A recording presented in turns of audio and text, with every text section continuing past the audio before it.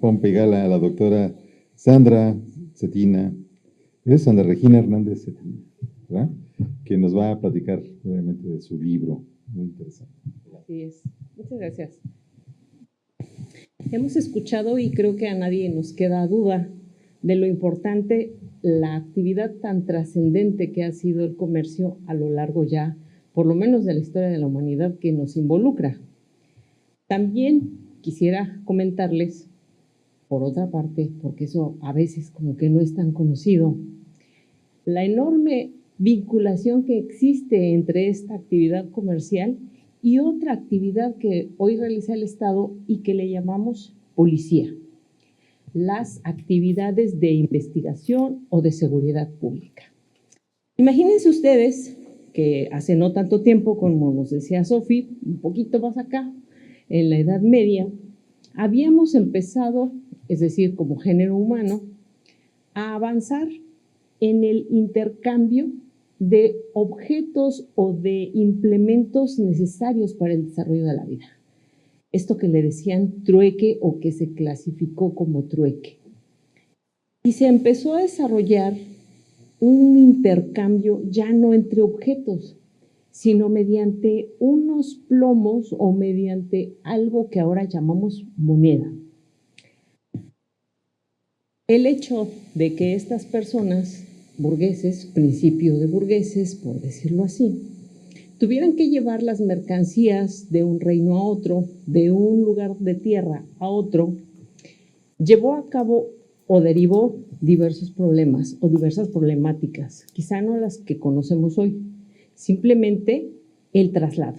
El traslado era bastante difícil y entonces también surgieron otras actividades bastante comunes, que era el robar esas mercancías, porque lo hacían los comerciantes a título particular, por decirlo así, y constantemente sufrían el robo de estas mercancías.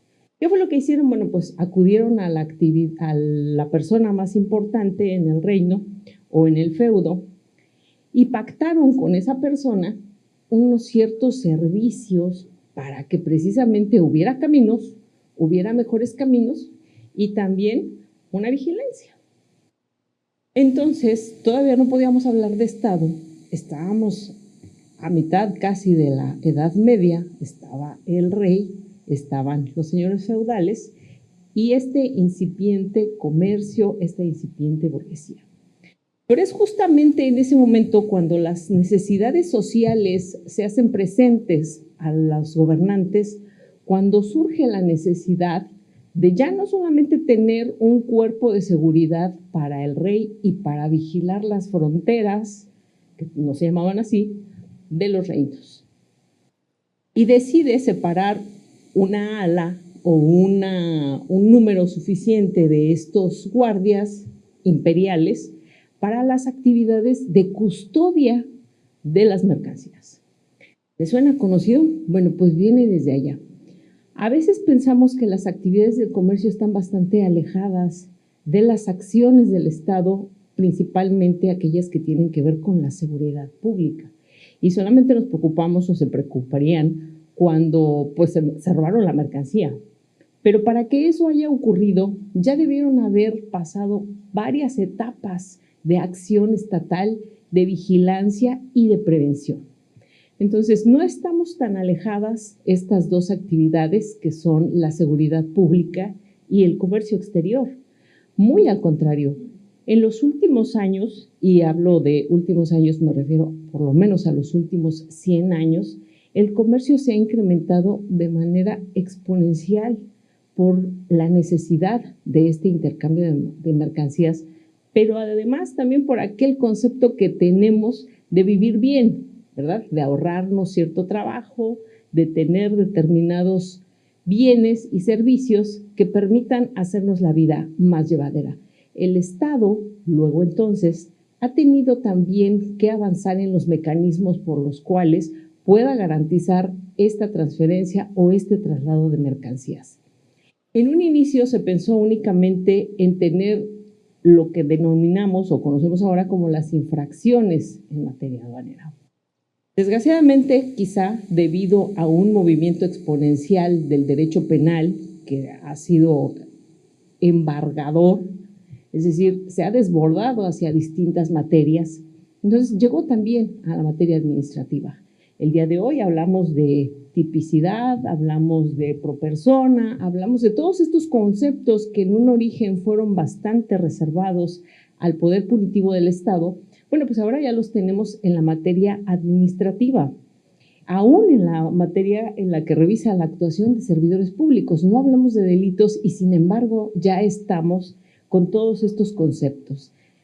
No ha sido la excepción el comercio internacional, sino por el contrario, el Estado ha encontrado que es indispensable este comercio, no solamente porque hace posible lo que también decía Sofi, ¿no? Que las personas puedan vivir en la felicidad o en la tranquilidad, dependiendo de los bienes que requieran, sino que además él obtiene una cierta comisión indispensable, ¿verdad? El pago de los impuestos.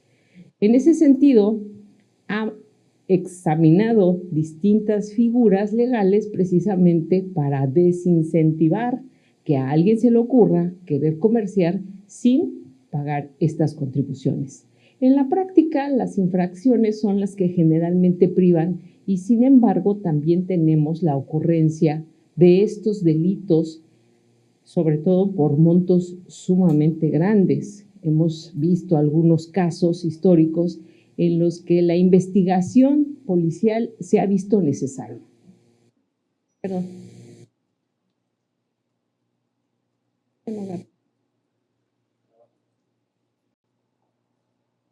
Esa es una breve historia en la que pretendía únicamente señalarles cómo es que se ha movido esta idea del comercio. Y digo idea porque a final de cuentas es algo intangible, es algo que realmente hacemos y en ocasiones ni siquiera hay que estar en el lugar o ni siquiera hay que intervenir de una manera directa. El comercio internacional ha requerido también que se garantice no solamente que las mercancías salgan, sino también que ingresen. Ya vimos en una ponencia anterior la cantidad descomunal de mercancías que pueden ingresar por un solo punto.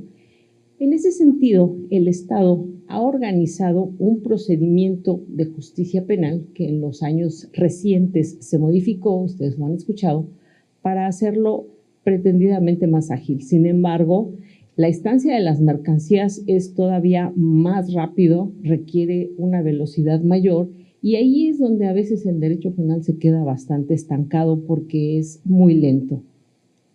Hemos tenido también la dificultad de encontrar cómo combatir la corrupción. Este es un delito que podríamos pensar que no está directamente vinculado con el comercio exterior o no podría ser considerado un delito aduanero. Sin embargo, sí afecta y afecta de manera grave la concurrencia de quienes compran, de quienes transfieren o de quienes trasladan las mercancías. Tan es así que la ONU ha firmado un convenio, una convención precisamente contra la corrupción. Lo que se pretende con esta convención es que precisamente el comercio no pierda ganancias y el Estado no pierda el pago de impuestos y estos queden en terceros, por así decirle, que son aquellos que tienen que revisar el embarque o el traslado de las mercancías. Servidores públicos que intervienen en estos procedimientos y que a cambio de una cuota fuera de cualquier estímulo o de cualquier calificación de impuesto, se quedan con parte de la ganancia. Desgraciadamente, y no obstante los esfuerzos de la ONU, no tenemos un solo caso todavía de éxito en Latinoamérica. Hemos escuchado de algunas empresas, Odebrecht, por ejemplo, algunos casos en los que se llegó a procesar a estas personas, pero no se obtuvo una sentencia firme. Hubo en algunos casos procedimientos abreviados, hubo ahí manera de llegar no a una sentencia, pero sí a una reparación del daño y ahí es donde el derecho penal, insisto, ha perdido bastante. ¿Qué tienen que hacer las policías. Las policías, una vez que reciben la denuncia por parte de quienes correspondan, bueno, perdón, no es denuncia, es una querella, así como la declaratoria de perjuicio, que es la contabilidad de aquello que se supone perdido o que está en riesgo. Bueno, pues inicia una investigación de la misma manera que en cualquier otra materia. Sin embargo, por la complejidad de los casos, por la complejidad del propio procedimiento, en muchas de las ocasiones, insisto, se llega a acuerdos previos, sobre todo ahora que tenemos estas salidas alternas, a efecto de que no haya una sentencia o un retraso, en la entrada y la salida de las mercancías. Entonces, es por eso que, si bien pareciera que el derecho penal no está ahí al acecho, lo cierto es que es tan ágil y dinámico el comercio, es tan necesario o indispensable el traslado de las mercancías, que se prefiere llegar a acuerdos alternos, a soluciones alternas, para precisamente evitar que las mercancías, pensemos en los perecederos, puedan sufrir algún daño o incluso algún robo. Hemos tenido casos también en los que directamente del recinto fiscal se han sacado las mercancías, se han perdido o han sufrido algún daño, y eso viene en detrimento. ¿Por qué es importante? Porque el Estado tiene que garantizar no solamente que estas cosas no pasen, sino porque además desincentivaría precisamente todo el comercio, y esto no lo puede permitir el Estado. Resultaría demasiado grave, dado los parámetros que tenemos de aprovechamiento y producción. No son bienes o no es una actividad que realice directamente el Estado, pero sí es una en la que de una manera indeleble se encuentra presente todos los días en todos estos puntos. Hemos hablado de los contenedores, hemos hablado de las mercancías, de la inteligencia artificial, pero también la presencia estatal, insisto, se encuentra manifiesta de esta manera. Algunas de las actividades que puede realizar precisamente los agentes de investigación las tienen ustedes a la vista.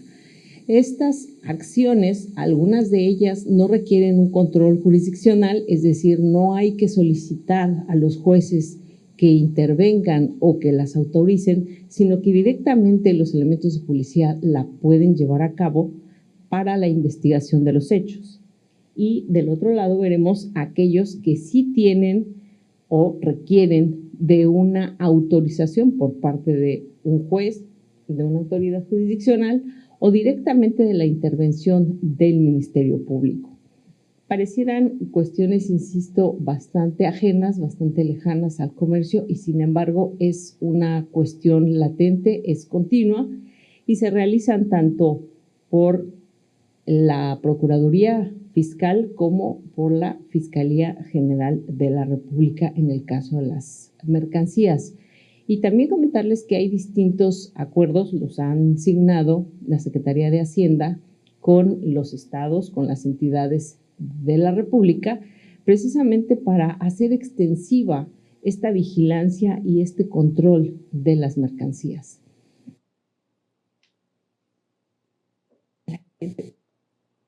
Se han emitido algunos protocolos, que esto quiere decir simplemente resúmenes de la normatividad, para que aquellas instancias investigadoras no lo realicen de manera distorsionada o sin control, sino que se ha buscado que tengan una línea más o menos homogénea entre los niveles federal y local para el logro de las investigaciones y el aseguramiento.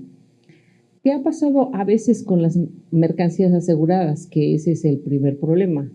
En algunos casos, desgraciadamente, han sufrido daño o deterioro estas mercancías.